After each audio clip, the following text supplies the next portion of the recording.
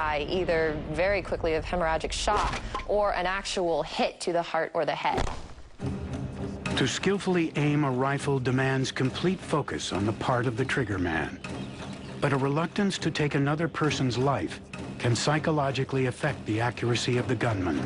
Humans usually will go along with an authority figure. When you're talking about execution, that's a hugely powerful psychological tool.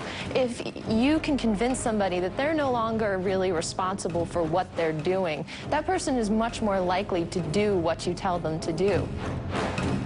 To minimize the potential for human error, the penal system creates a psychological ruse. There were a lot of psychological aspects designed to make this whole process easier for the people carrying it out. You could have been told that one of the people shooting was actually firing blanks. You put a hood over the person's head, dehumanizing them. You didn't have to see their face. You had a big target put on them, so really you only had the one thing to focus at rather than looking at the whole person as the thing you were shooting. There were a lot of things there to really assuage your guilt over actually thinking about killing another human being. Hey! If, after all of these civilians had failed to kill this person, only then would the leader have to go up and actually shoot the victim in the side of the head. In this last volley, we had 3 pretty good shots. One looked like a kill shot, but in the event that the rounds did not kill the individual right away, and he was still alive, it would be the job of the officer in charge to walk up with his pistol, chamber around, and shoot the individual in the head, basically giving him the coup de grace.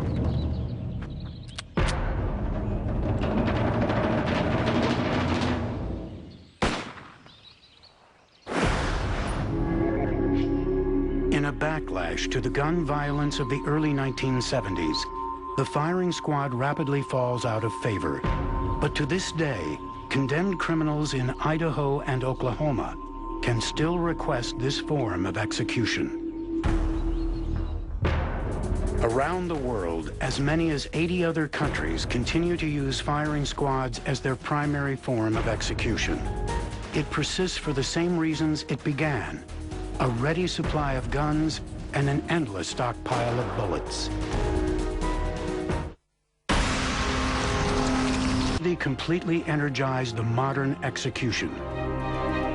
They call this device the electric chair.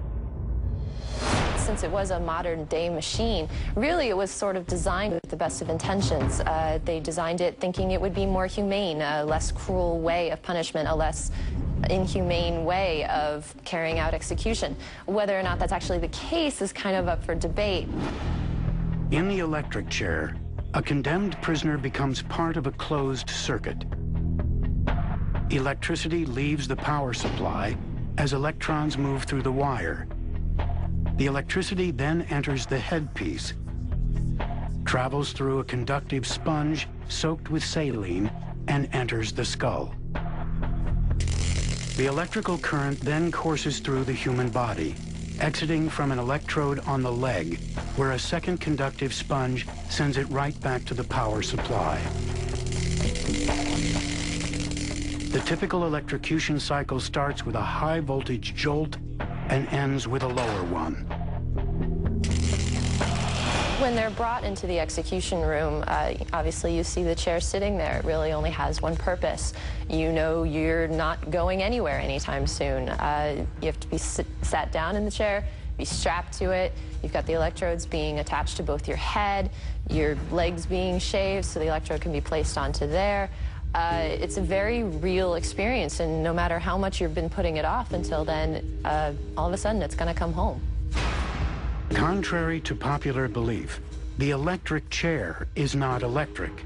No current travels through any part of the structure. So just about any sturdy, non-conductive chair can serve as a front row seat to an electrocution. So the human body is really just there to bridge the gap between the two electrodes, just letting the electricity conduct all the way through. But just how much voltage does it take to electrocute the condemned?